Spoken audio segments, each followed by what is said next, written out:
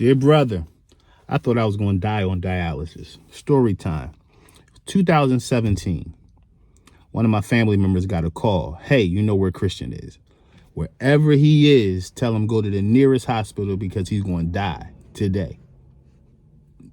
I get a phone call. Yo, go to the hospital. You're going to die. Die? Now?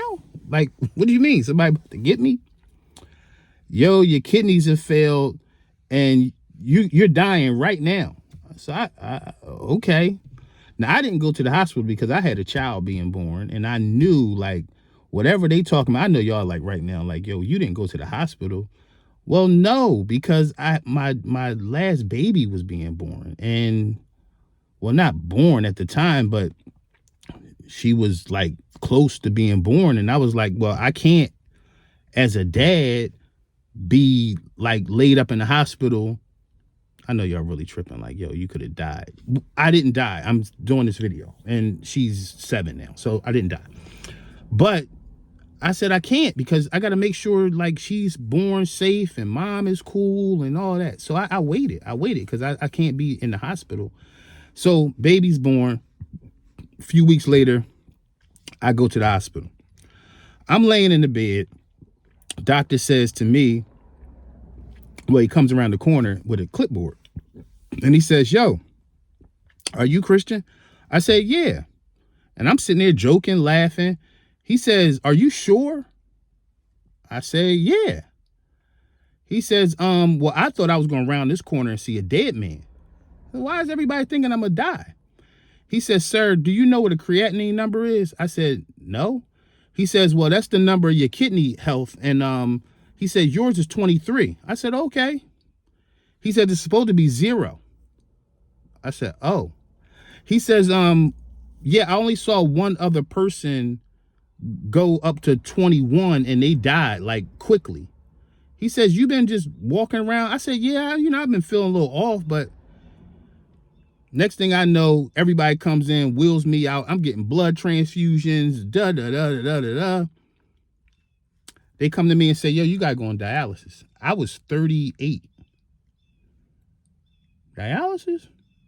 Yeah, you going to die. All right.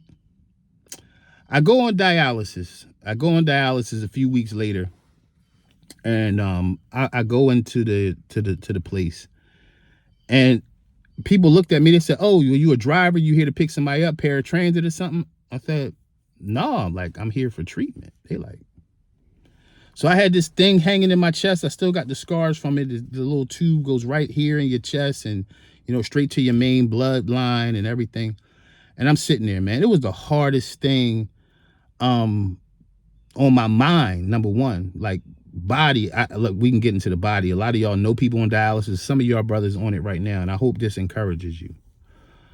I'm on dialysis, man, and it was beating me up bad. Like it was some days, I remember maybe my worst day. I came out of dialysis and I drove home and I got these like a porch like on my front before I go in by the door. I remember like literally rolling out of my car and crawling to my front door. I used to leave my front door unlocked because I never knew the condition I was going to be in when I came out of dialysis. And so I crawled to my front door, reached up, turned a knob, and like dragged myself in the house. Like that's how bad of a condition I was in. I remember a worst time, man. I was really like got the worst phone call while I was on dialysis about like how much I needed to be doing as a man and a husband and all this stuff. like at the time I'm paying all the bills. I'm still pastoring 2 churches at the time. I'm still traveling. I used to get my secretary.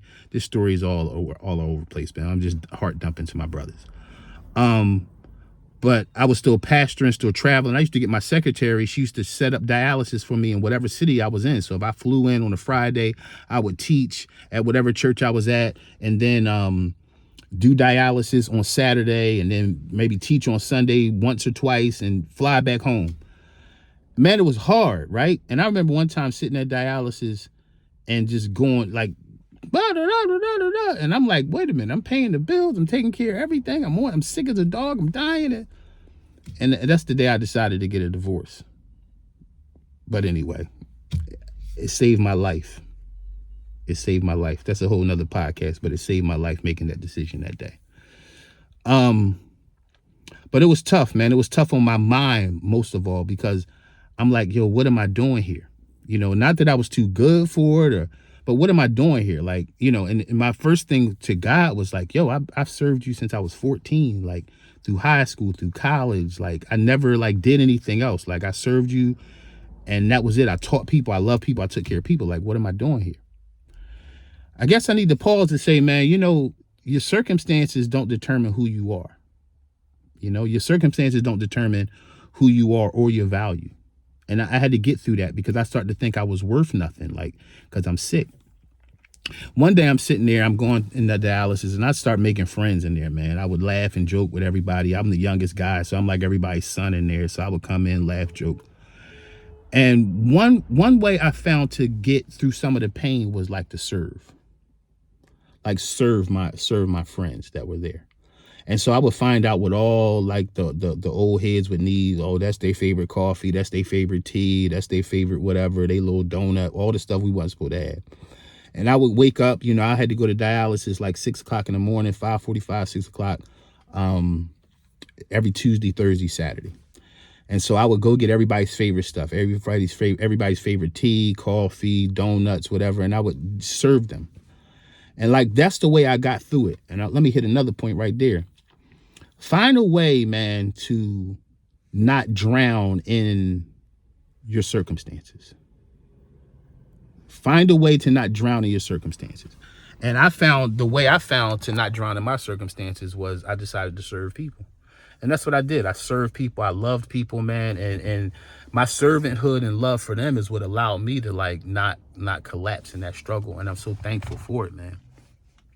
But it was tough, man. And I want to pause to say this, man. Take care of your body, because I can't say I didn't know, like, I knew something was happening to me for years. I would feel different but I never got it checked. I was traveling, trying to take care of my family on the road, taking care of everybody else, teaching and all the things I was doing, praying for people. And I wasn't paying attention to like, yo, I'm falling apart. Right. And then to find out my kidneys didn't just fail. Like, your heart don't just fail. Like your body shows you signs. I think sometimes as men, in fact, a lot of times, all the time as men, we ignore those, bro. So don't ignore the sicknesses that's happening in your life, man. Don't kill your pride, bro, and go see the doctor before you kill yourself, right? And I'm not talking about taking yourself off the planet. I'm talking about through allowing a disease or some type of sickness that was there showing you the signs and you ignored it for whatever reason. And so I'm sitting there, man, and for 2.5 years, I was on dialysis, man, every week. And I'm like, man, this is terrible, man. This is terrible. But I still had to take care of my babies, man. Still had to, pastor my church and still, do what I had to do. And that was only by God's grace, man, because I don't even know how I pulled it off. In fact, the honesty is that I didn't pull it off. It was God's grace the whole time that allowed me to pull it off. I'm sorry for moving the camera all over the place, y'all. But it allowed me to pull this thing off. And it was God's strength, man. And as men, man, you got to dig into God's strength. You don't have enough, bro. Like, be real with yourself. You don't have enough. I don't care how many degrees you got, master's, PhD, whatever you got. It's not enough. When life gets on you, bro, when life really gets on you, it's another whole dynamic. And you need wisdom. That comes from God, God is not a car salesman. He's not a real estate. All the things people ask God for, God has one thing, and it's wisdom. And that's the thing every one of us as men need to get through this life. And ask for it. You don't got to earn wisdom. Scripture says ask for it, and God will give it to you because you asked for it. But I had to use wisdom, man, even to get through what I was going through. I didn't want my kids to suffer because I was sick, or I tried to still do the things I had to do as dad. But it was a suffering. It was a lot of suffering. And so I one day I was sitting there, man, and oh man, I forgot to tell you, I was doing my master's degree while I was on dialysis. I would be sitting in the chair, like, and I would ask for like a table and bring my computer to dialysis. I was finishing up my master's. I was doing a master's in organizational leadership. And I was finishing up my master's while I'm on dialysis, man. It was really crazy.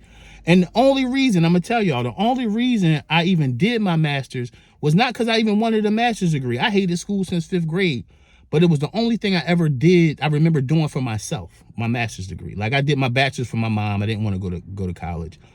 But like I was serving so many people and doing everything and planting churches and everything, global ministry.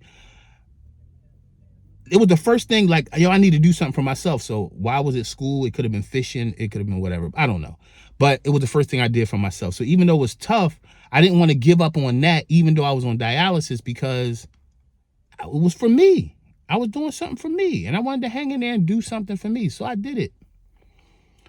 So I finished it, man. I graduated, you know, I think I was still on dialysis when I graduated, man. That was crazy. In fact, I had to change my time for dialysis so I could go graduate. But I made it, man. And new baby on dialysis, 3 other children, man, my twins, my son. But God gave me grace, man. And I remember one day I was sitting there and I said, God, I don't want to live like this anymore. Like I've learned, I don't want to live like this. So I start asking, you know, the doctors and things about transplant, and they're like, look, you got a tough blood type. It'll probably be 6 to 8 years, maybe 10 years before you can get a kidney. And I'm like, man. So I asked God, I've told God first, like, yo, I really served you. Like, and I never complained. I've been sick before. I lost my mom, my dad, my daughter, been through hell, did their eulogies. Like, yo, like, I need you to come through for me, like in a major way. And I was 39 at this point, so it was 2 years. And I said, I want a kidney for my 40th birthday. I want a kidney for my 40th birthday. Don't ever be afraid to ask God for what you need. The only reason you don't get things is because you don't ask for them, man. Ask for them. And sometimes you ask for stuff and it'll come. It might not come how you want it, but it'll come like how you need it. And so I said, I need a kidney for my 40th birthday. I got a call from a lady in Rochester, New York. Ms. White. And she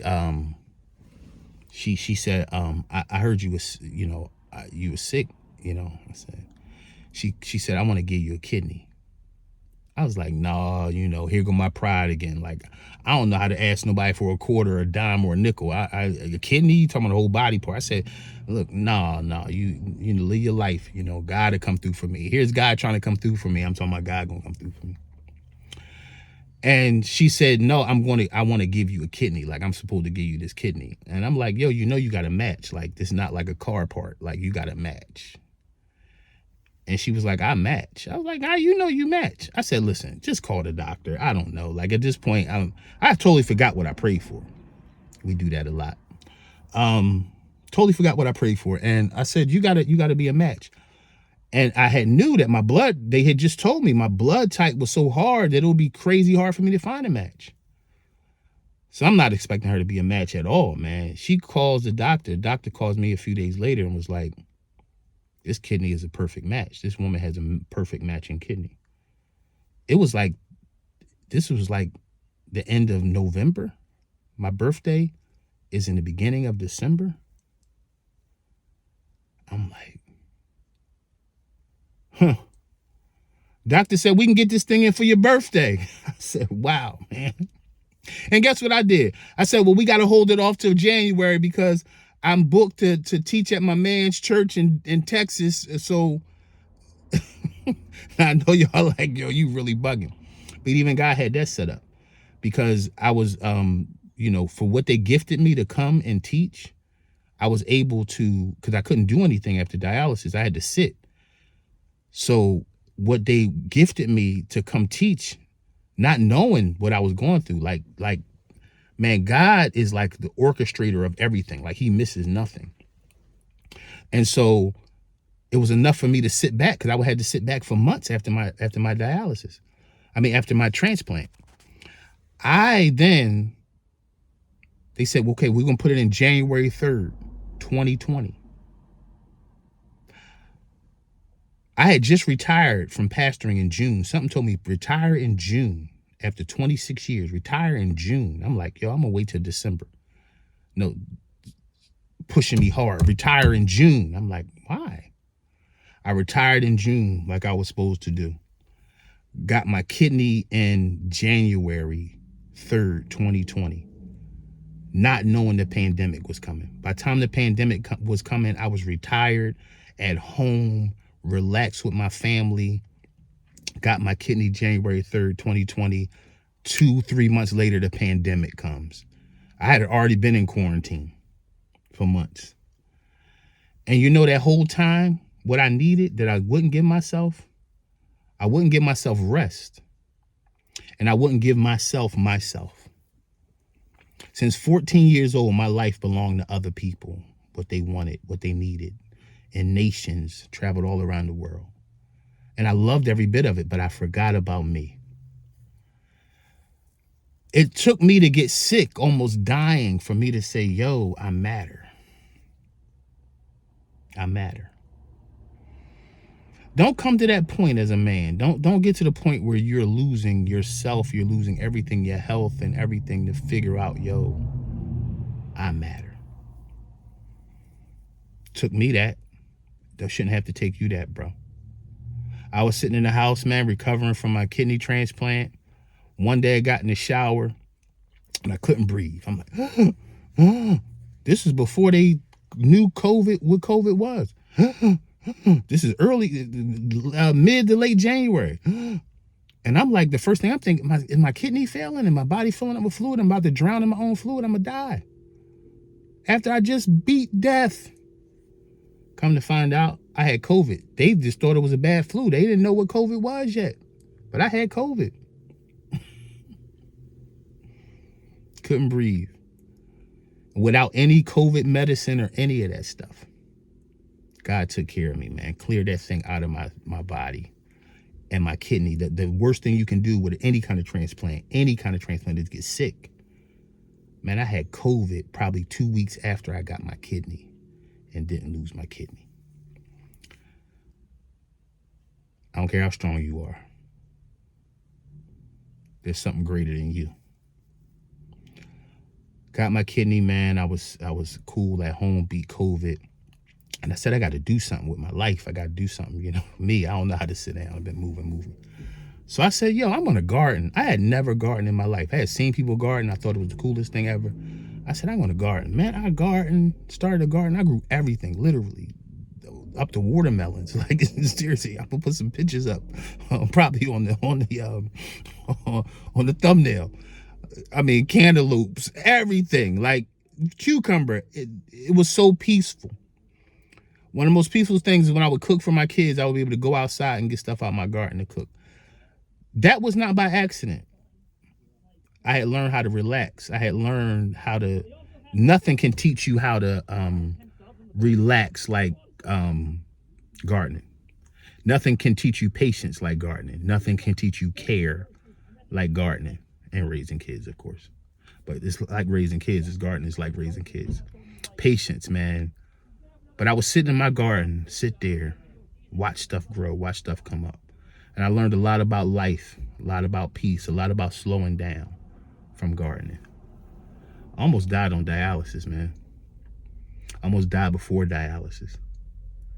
God kept me, and maybe he kept me to shoot this video. I don't know if I had a rhyme or reason.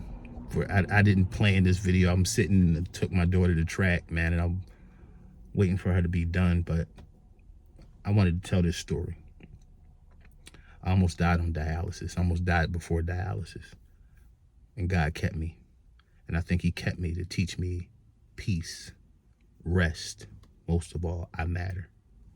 So do you. Hey, man, I love you. Stand tall. Make sure you love you most. All right? Walk this life out with no fear, no shame, no compromise. If some of you out there sick, take care of yourself. If you're on dialysis, I'm standing with you. God will take care of you, bro. Again, I love you. I'm proud of you.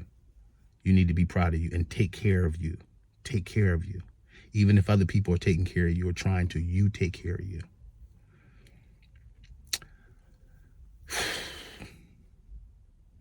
I'm out of here, man.